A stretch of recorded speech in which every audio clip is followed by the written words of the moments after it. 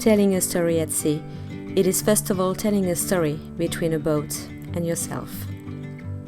Here, it's me, Stephanie, and there, it's Valéry. Together, we were working on our old boat.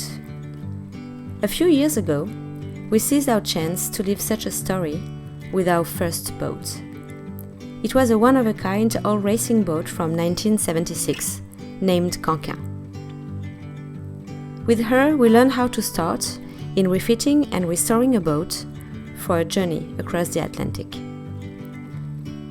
It all started in Port Saint-Louis-du-Rhône in the south of France and went all the way through to the Caribbean Sea.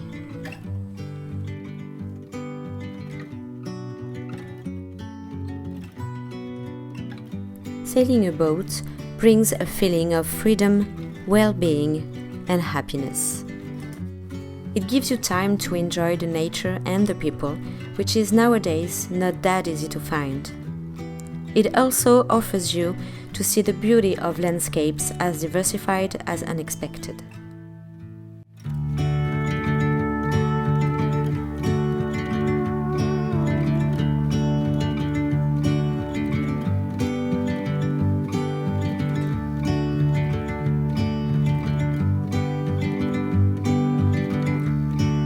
Moreover, there is the people you meet, talk to, learn from, and share time with. This adventure truly leads to an awesome experience of discovering new cultures and places. Basically, sailing a boat brings to you among the warmest atmosphere one can imagine. Within only a few months, this journey on Cockpit had given us so much and a lot of ideas.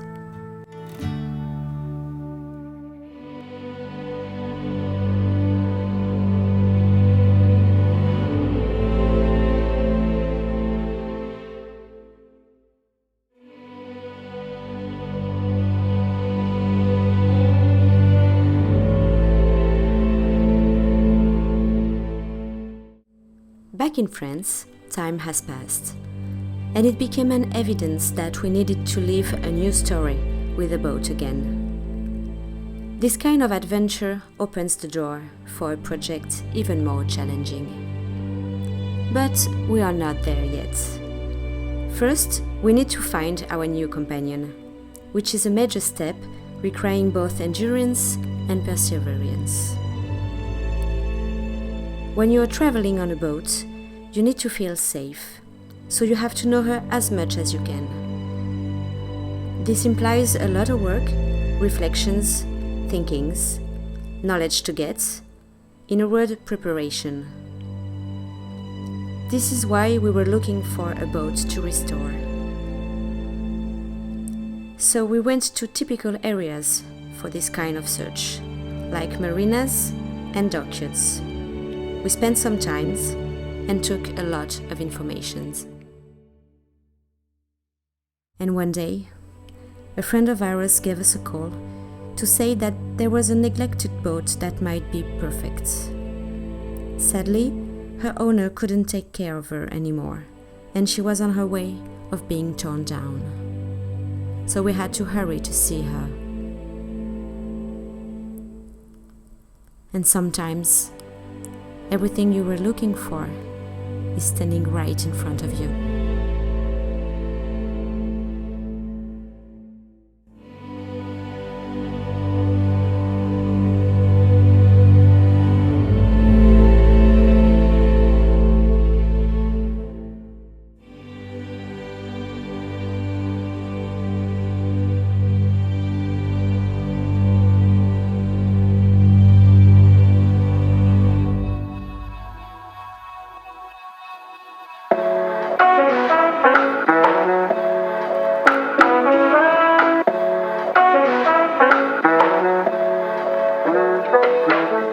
So we are on the road to Port Saint-Louis-du-Rhône to buy our new boat. This is pretty exciting.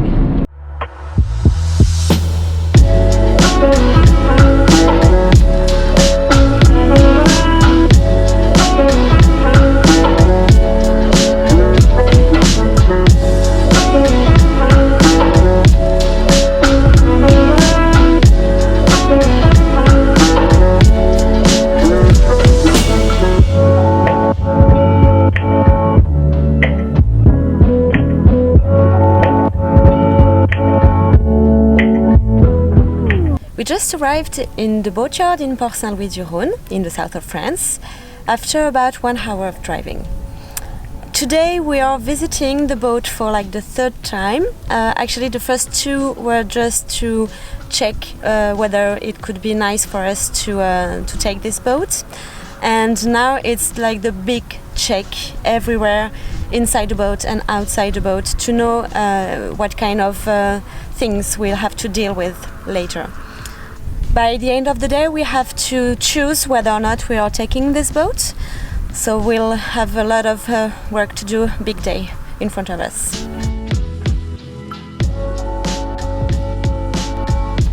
She is a Centurion 42 from 1989. Mr. Edouard Dubois, the architect, has designed the plans. Then she was built by Vauquier Yacht Builder in the north of France. Their manufacture is famous for both strength and reliability.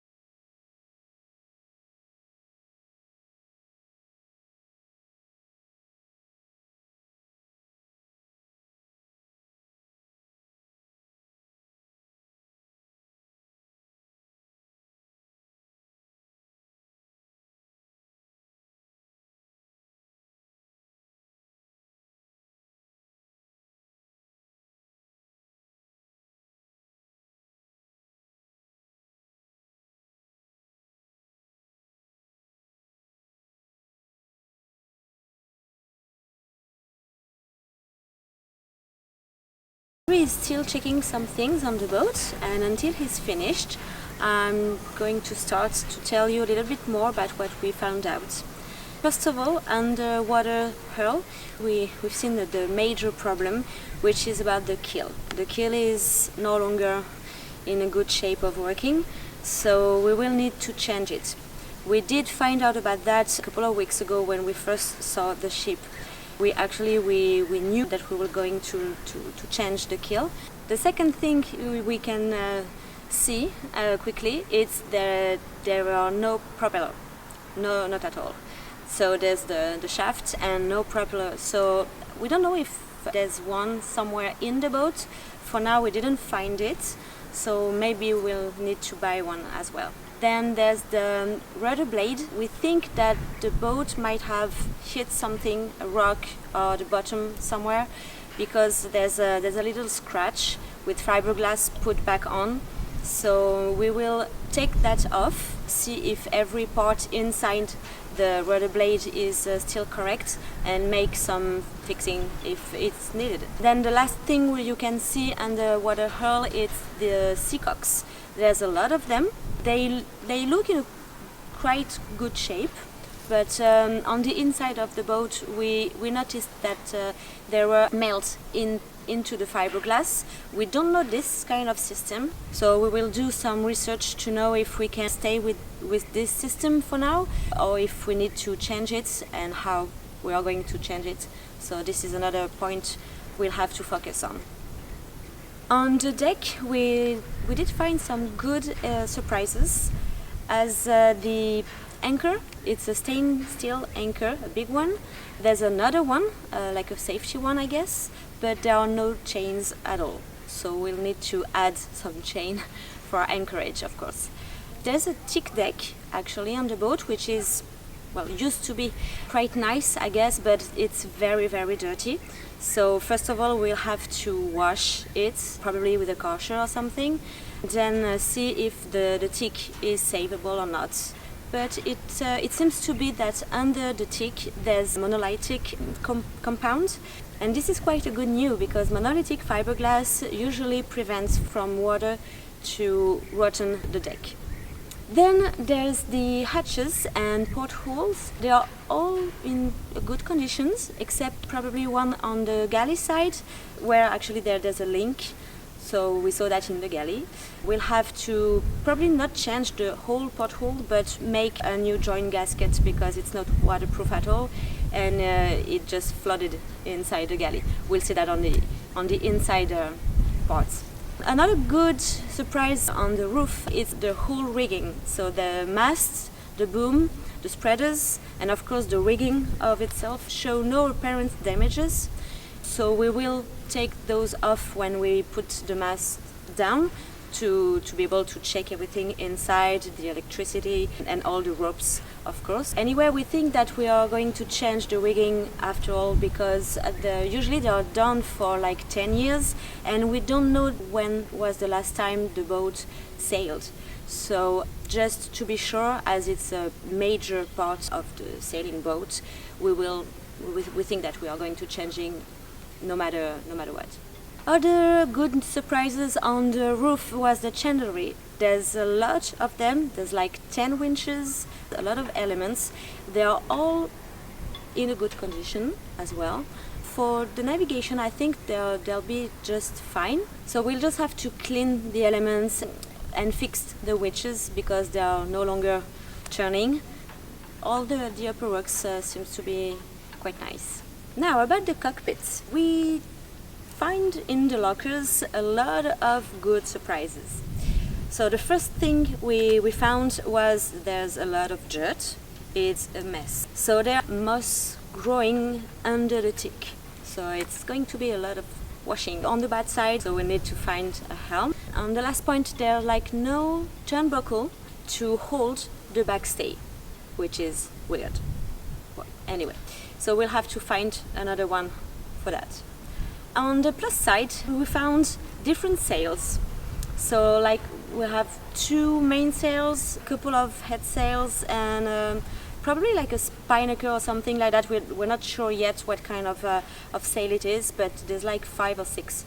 So it's nice. We will have to check those. For now we just checked the main sail. It's like a full batten one, but we will have to sail with those and to see if they are very correct. Then we found the dinghy. So this is nice. It looks like it's okay. We don't know yet if it's just dirty or if it's still able to float. So we'll have to wash it and blow it and see if it's in a good condition as well. The other things were there were 3 cockpit tables. 3. Like the small one for just the coffee, another like middle-sized one, then like the big family one. You can eat literally at, I don't know, 5 or 6 persons around this table. They are all in good shape and nothing is broken on it, so we could be able to use them. Other things was the dodger. There was like a big dodger structure, but we did find the dodger itself with 2 big awnings. So it's nice. I don't think they are very old because there was no mold on it. It was a really nice surprise for us. The last thing in the cockpits was the hydraulic autopilot cylinder that we found. It's a pretty nice one. It's a good brand. It's well known, so we probably would need to have it checked. But it's a quite good surprise. Now about the inside of the boat. There's a lot of things that we will have to do to get it cleaned. There's dust, earth, sand, dirt, everything that you can imagine after like spending 10 or 15 years there with like nobody getting inside or something. So we think that the wind cones might be the reason why the boat inside is so dirty. These elements actually are nice because they let the wind and the air flows into the boat. There are no humidity, there are no bad smellings. So this is actually a good news because it's protected a lot of elements inside the boat, but it brought a lot of sand and dirt along the time. In the bathrooms, well, there are 2, which is nice. but they are dirty, and we have a lot of questions, wonderings about the plumbing, and the bathrooms are not in good condition at all, but we'll have to maybe redo some structural stuff and the plumbing, of course. Under the bilge there's a lot of water, but as the mast is getting through the roof right above the keel, the rainwater is known to be just floating inside, so this water is not like a bad thing. We know where it came from. We have mildew, so we'll have to take that off and clean, and this is going to be not a good kind of work at all. So let's see what think Valéry about that.